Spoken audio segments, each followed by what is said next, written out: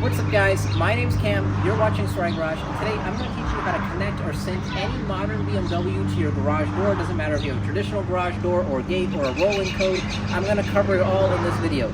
Today I'm going to be using a 2025 530i, but it doesn't matter, this should work with any modern BMW. Let's get started. So step one, you want to go ahead and locate your BMW HomeLink buttons. In this BMW, it's these three black buttons right here. You want to hold both outer buttons, 1 and 3, down together. You'll see an orange light pop up in the mirror. And what you want to do is hold this for about 10 to 20 seconds until it starts flashing. What we're doing here is resetting all of the buttons and making sure if there's any saved codes that they're gone. So you can see it's flashing now, so we can go ahead and let go.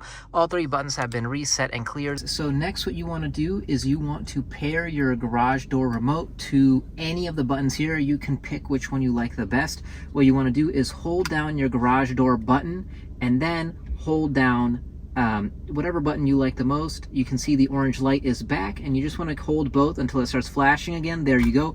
Now they are programmed. If you have a much older style garage unit or power head, this should be it. It should work right away. So mine, it looks like it's not a rolling code, so you can see mine's programmed just like that. Okay, so if your HomeLink didn't work after the step, don't freak out. That just means you actually have a much better security system. You have a rolling code on your garage power head or your gate. We're just gonna have to do one extra step to sync it up, and that'll be it, okay? All right, now for this last step, you're gonna wanna get a small ladder and go to your garage power head.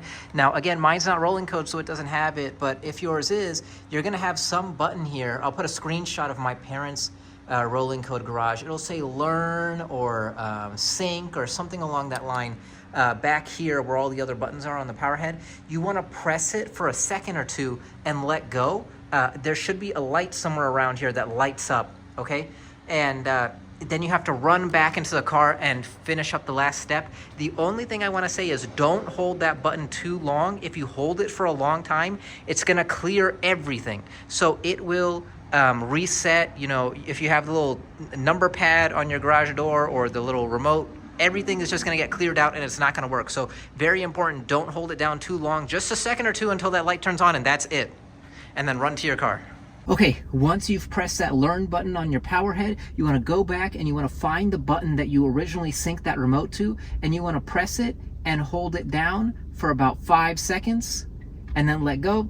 Then you want to press it and hold it down for about 5 seconds again, and you just want to keep pressing it like that until eventually the garage door starts moving like that, which lets you know that you have successfully synced or paired both the HomeLink and the garage door together. All right, well, there you have it. That is how you connect any traditional or rolling code garage door or fence to a modern BMW. Hopefully this was helpful for you guys. If it was helpful to you, please consider helping me out by dropping a thumbs up down below.